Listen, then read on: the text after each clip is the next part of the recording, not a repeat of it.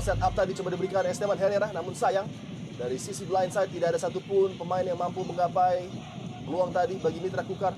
Ya, kita lihat juga tadi catching terlambat, artinya support dari second line agak terlambat saat Jajang naik ke depan memberikan crossing juga Esteban. Tapi second line terlambat untuk membantu. Tersangkut tadi kaki dari Rohichan, berdua ingin tampil kembali di hadapan mantan tim yang dia bela musim lalu. Ruang dari set piece, Amriza lagi-lagi memenangkan bola di udara dan offside nampaknya Hamka Hamzah. Terheran-heran namun nampaknya memang tepat keputusan linesman. Pemain belakang yang cukup produktif juga mencetak gol, sudah 3 gol dia ciptakan sepanjang musim lalu. Ya, memang offside. Tapi belakangan 2 musim terakhir produktivitas golnya menurun. Adi. Tandem sehati dari Herman Zumafo sempat menciptakan 15 gol dalam satu musim kala itu. Iya. Dan ikut juga dalam pelatnas. Herman Zumafo, Isnaini ya. Isnaini lari-lari, Zumafo yang kontrol bola. Dan kita masih nantikan tentunya Kanute Makan dan juga Papendiai, 2 bintang baru yang diharapkan dapat bersinar bersama Askar Betuah, PSPS Pekanbaru. Rohichan tadi mendapatkan gangguan terhadap bagian wajah.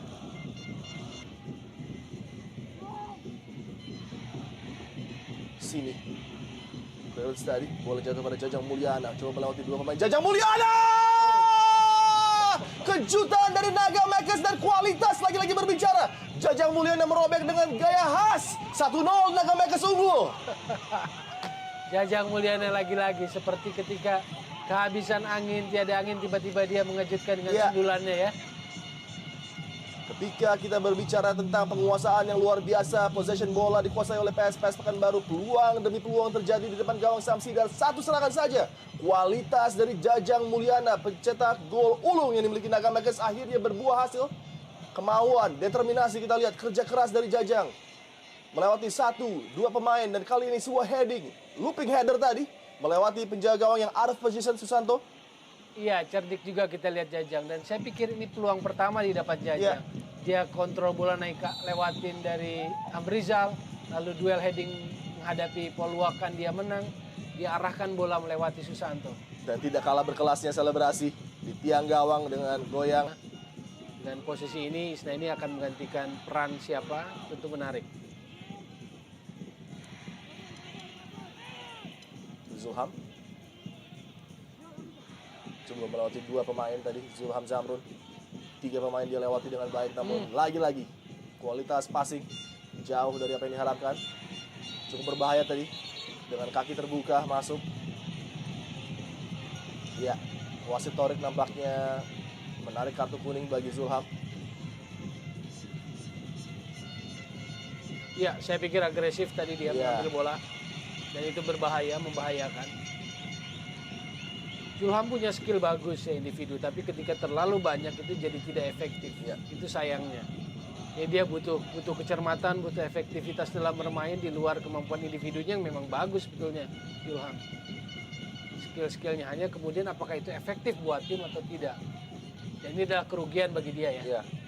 Kerap kali Zulham sudah memancing 2 hingga 3 pemain bertahan untuk menghampiri dirinya dan seharusnya passing cepat dia lepas. Jarahan lebih punya kualitas. Betul. Dibandingkan Kanute Makan. Bustomi di bawah tekanan dari Isnaini. Berhasil bola dikuasai oleh Isnaini tadi, Ilham. Melebar kali ini serangan coba dibangun dari wing sebelah kanan. Dan ada sebuah obstruksi tadi. Ya, kita lihat ya. Di blok dari Fadil Sausum kepada Glenn Rudal Polwakan. Main yang musim lalu bermain untuk Bontang. Kecolongan tadi oleh gol dari Jajang Mulyana.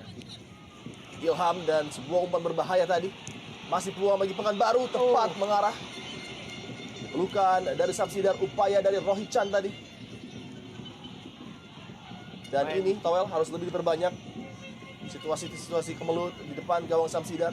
Iya, sangat baik sekali. Dan kita juga lihat Rohichan yang mobilitasnya, dan dia selalu ada di posisi yang tepat untuk memberikan sebuah ancaman.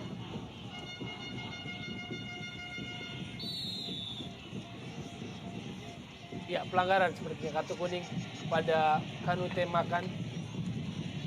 Tackling yang terlambat dan cukup keras Ya. kepada Julham Jamrun. Masih Torik dengan Ya. cepat tadi mengambil keputusan kartu kuning setelah Zulham mendapatkan tackling cukup serius dari Kanute Makan.